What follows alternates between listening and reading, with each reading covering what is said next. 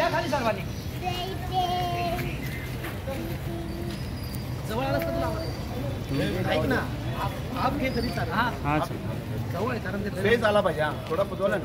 भिवंडी शहरातील NES शाळा ही right to education मधून प्रवेश झालेल्या सर्व विद्यार्थ्यांकडून म्हणजे 5वी ते 8वीच्या विद्यार्थ्यांकडून सरसकट पैसे वसूल करायची नोटीस सर्व पालकांना सर्व विद्यार्थ्यांना शाळेने दिलेली होती.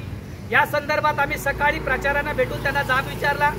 त्यानंतर आता आम्ही भिवंडी महापालिकेचे शिक्षण विभागाचे प्रशासन अधिकारी श्री सांबारी यांना भेटायला आलोय.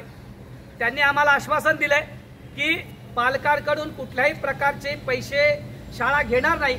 त्या संदर्भाचं नोटीस आम्ही त्वरित शाळेला पोहोचवतोय. परंतु याहीपेक्षा शाळेने जर पैसे घेण्याची मागणी केली तर बहुजन विद्यार्थी संघटना या सर्व पालकांच्या पाठीमागे उभी असेल. पालकांनी कुठल्याही पद्धतीची फी शाळेला देऊ नये. जर शाळा मागत असेल तर त्यासाठी वाटल्यास आंदोलन करायची वेळ आली तरी सुद्धा या सर्व पालकांच्या पाठीशी मी उभा आहे. पालकांना मी आश्वासित करतोय की कुणीही एकही रुपया शाळेला पैसे द्यायचे नाही. शाळा जर मुजोरपणा करत असेल तर त्या शाळेचा मुजोरपणा मोडीत काढण्याची ताकद सुद्धा आमच्यामध्ये आहे. त्याच्यामुळे पालकांनी घाबरण्याचं कारण नाही.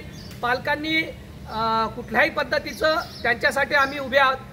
प्रशासन अधिकाऱ्यांनी सुद्धा आपल्याला आश्वासित केलंय. आपण 2 दिवसाची वेळ प्रशासन अधिकाऱ्यांना दिलेली आहे.